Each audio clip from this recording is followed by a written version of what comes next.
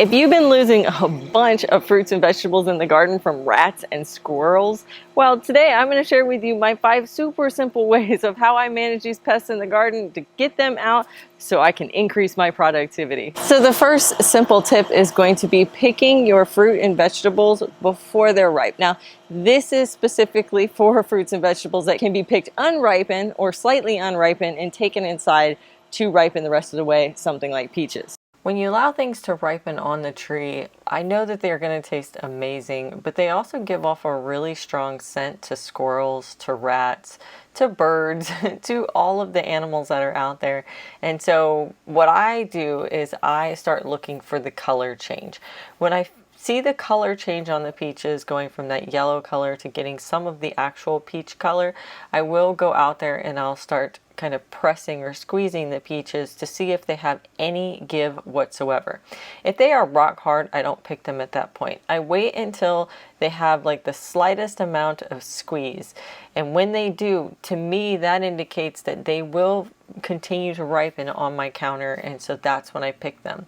The squirrels tend to like them when they have ripened to the point that they're soft, and usually that's because when they're soft like that, they start giving off their floral, fruity aroma, their sweet, sugary aroma. That's what draws them in. I think the color also draws them in. When the peaches are yellow, they're almost invisible inside the tree canopy, but once they start getting that peach color, it really stands out. It kind of reminds me of strawberries and the birds, because the birds don't really start messing with strawberry plants until they can actually see the red strawberries, although it could be that they're smelling the ripeness or the sweetness of the strawberries. Now, strawberries is an example of one of these that you cannot do this with. Strawberries will not ripen off of the plant, whereas peaches, plums, nectarines, bananas, all of those will ripen. Avocados, they all will ripen off the tree, whereas things like blackberries, strawberries, blueberries don't ripen off of their plant. And if you ever come out to your fruit trees and you see that there's some fruit on the ground, or that a squirrel has gotten a hold of one or two, that is a huge sign to just go out there and pick all the fruit. Because if they have found it once and got scared away, they will be back. And so you have one opportunity to get that fruit off that tree. I don't care at that point if it's fully ripe or not. I take it all off. Now, if you're dealing with a fruit that can't be taken off until it's fully ripened, like strawberries stand out so much, that your best course of action is going to be a physical deterrent. So netting is really good, although squirrels can be pretty smart and they can get under the netting. Organza bags, I use these for my tomatoes, and they work really well to keep the birds off my tomatoes and the birds off the strawberries. But some sort of physical barrier that keeps them separated to where they can't get to it. Now, you still might lose some, but if you can hold on to 75% of your crop, that is a win in my book. Then the last thing I'll say on this subject is to make sure to keep your fruit trees and bushes cleaned up underneath. Don't leave fruit underneath that has rotted or dropped. That is going to attract all sorts of critters, and you will never be able to get rid of them after that. The next one is to get yourself a little rat dog or a cat. Honestly, any kind of pet enclosed in a fence is going to reduce down your squirrel and your rat populations, because these kinds of dogs and cats want to chase things. Obviously, you want to get a pet for more than a reason than just, to chase off your squirrels and rats. But if you have one, encouraging them to chase a ball will help in that process of getting them to chase the squirrels. Let's first talk about the fence, and then we'll get into the pets, because I think a fence is such a huge difference in being able to keep these animals out. Now, it is true that they can get over the fence, they can crawl under the fence, they can get through some different kind of fencing if you have like a chain link fence. But it's going to deter some of them. Basically, what you're going to be getting are the ones that are brave enough to give it a shot. And then that is far less than what it would be if you have a completely open backyard. Now, I know that fencing isn't cheap, especially these days, but there is like temporary options that you can do. You can do chicken wire fencing around your trees. You can do electric fencing, like the temporary electric pasture fencing that you can do. There are options for that. Now, in terms of a pet to help, I find that when I got my puppies, the first thing that I kind of taught them when they were young and they really loved playing with toys, and this kind of works for cats too, because I've owned cats that I've done this with, is to teach them to chase. And so we would throw the ball. And not all of my dogs are into, you know, playing catch. So Bella, the little brown one, she will chase after the ball and bring it right back to me. But she doesn't really particularly chase the squirrels that much. Chloe will chase after the ball and not bring it back to me, but she is obsessed with chasing squirrels and rats and anything else that comes in the yard. But I think that it helps with their prey drive, especially these little dogs, when you encourage them to chase things when they're babies. If they're an adult, you can still do this. Just give a reward mechanism. Encourage them that when they see a squirrel, get them kind of excited about it. And they will start to relate that excitement to chase. Now, there are some dogs that just do not care.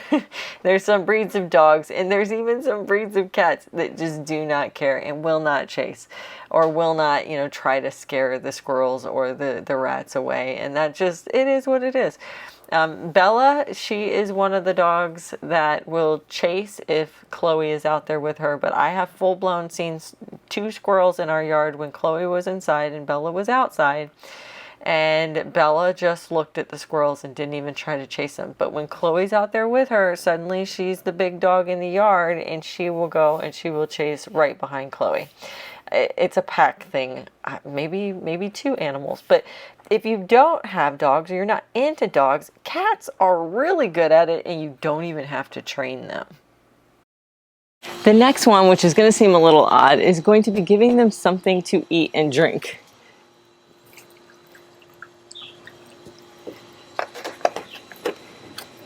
I like to use these watering bowls right here to give them the water that they need, especially during this drought season.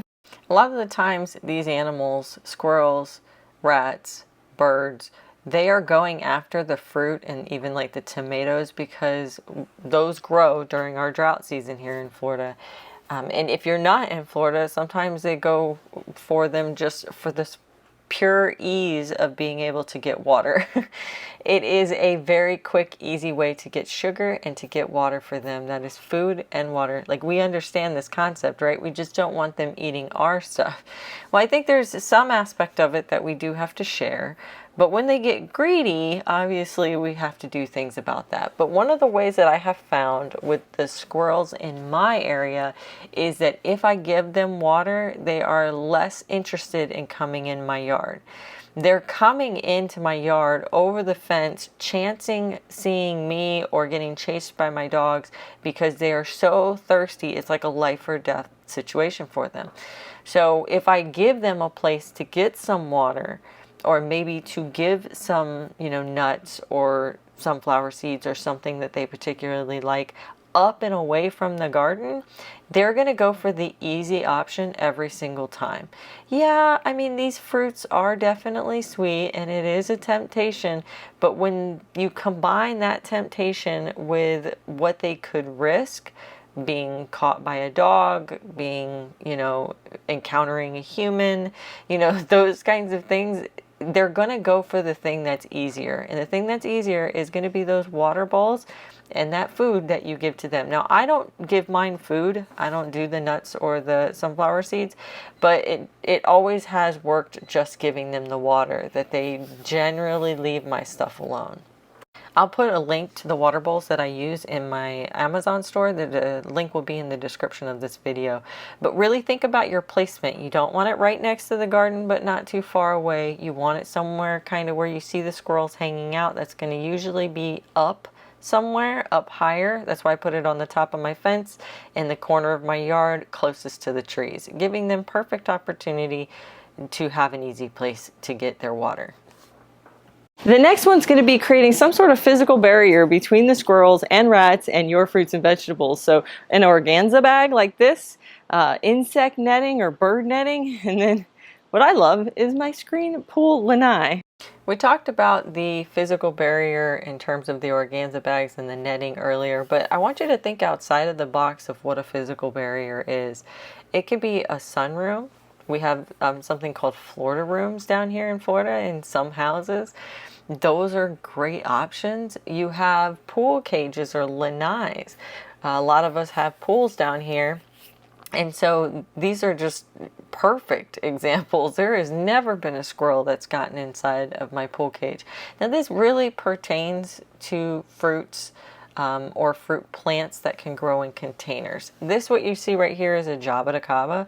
It is a Brazilian tree grape, I think is what they're called. They grow very, very slowly and it takes them forever to fruit, 8 years. But when they do fruit, it's such a good fruit. They can't be ripened off the tree. They have to be ripened on the tree, and they have to be protected from super cold weather. So I keep mine in a pot because it just won't grow in the ground with the winters that I have. And I keep it inside my pool patio because, number one, it fits. It looks pretty by the pool. The hot water from the pool, you know, just the mass of water kind of keeps the temperature down during the winters. And if it gets cold, I can pull it closer to the house to keep it even warmer. But all of these things, plus the fact that it's just surrounded by this pool lanai, keeps squirrels away from it. So I keep a few fruit trees in here. Right now I have I think all of my potted fruit trees in here. Bananas, jabuticabas, lemon, mandarins, blueberries. Like, I keep a bunch of them in here. So if you have something like that, that is an option. Or think about maybe building something like that, especially around the smaller fruits like your blueberries and your strawberries. Kind of like a large insect netting greenhouse.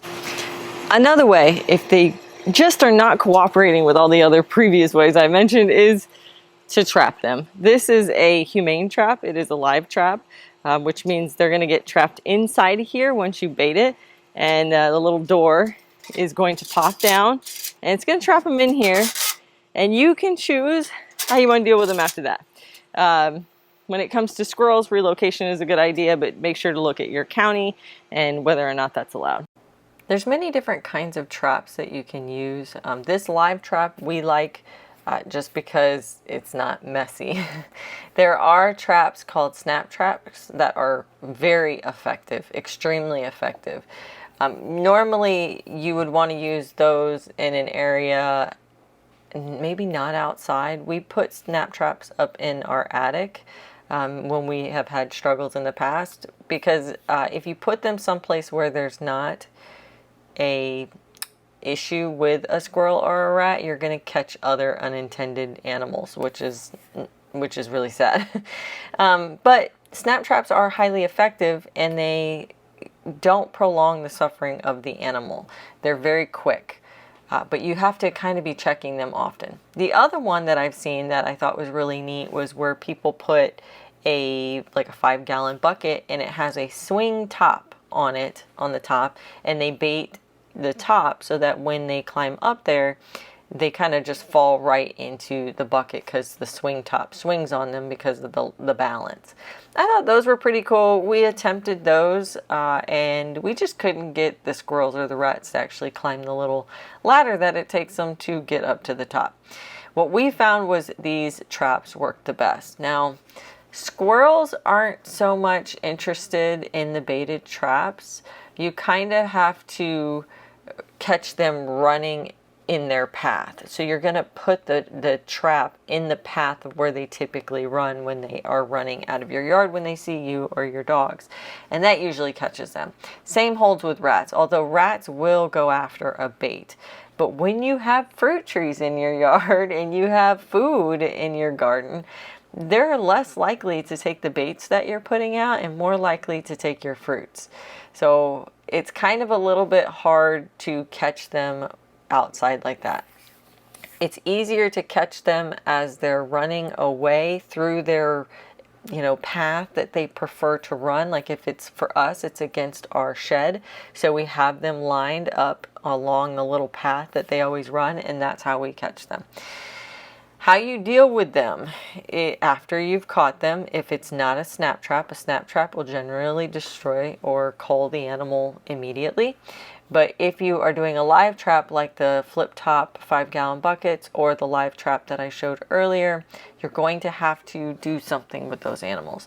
If they're squirrels, I encourage you to relocate. And squirrels are actually not that bad. We have had squirrels for years. We have hundreds of them in our area. And between the different, safeguards that we've put up, we've found a nice delicate balance between us and the squirrels. They take a little bit, but they're polite, and we allow that. But when it comes to rats carry diseases. They are not polite. They have not learned, how much is appropriate for them to take and whether or not it's appropriate to be in our yard. So we destroy those. A couple ways that you can do that. I don't want to get too graphic, but there's options with BB guns, or there's options where you submerge them in water. I know both are brutal, awful. Like, I understand if you don't want to do that, but releasing a rat somewhere else, you're releasing an animal that could cause disease and issues into somebody else's yard or home or problem. And that's not what we're aiming to do here. A squirrel, on the other hand, if you can find, conservatories or areas that are, very wild, that's an option. Definitely look into your local laws, because that's going to determine whether you can relocate these animals or not. And then also you have to think about pure numbers, guys. If you are dealing with lots and lots of rats, your best bet is to destroy them. And if you're dealing with hundreds and hundreds of squirrels, sometimes a BB gun is the easiest way to manage these situations. I am not condoning taking out animals just because you saw one. Like, if you see 1 or 2 squirrels and they took 1 or 2 pieces of fruit, I'm not talking about that. I have never had an instance where we had such an infestation that we had to go on the hunt for these things. But if that is your situation, that is something you need to think about. If the squirrels are taking 1 or 2, or if the rats are taking 1 or 2, remember, they live out here too. I hope this video was helpful for you today and learning all about how to keep the squirrels and rats out of your yard. Thanks for hanging out with me today, and make sure to go to my website, homegrownflorida.com, to check out my ebook.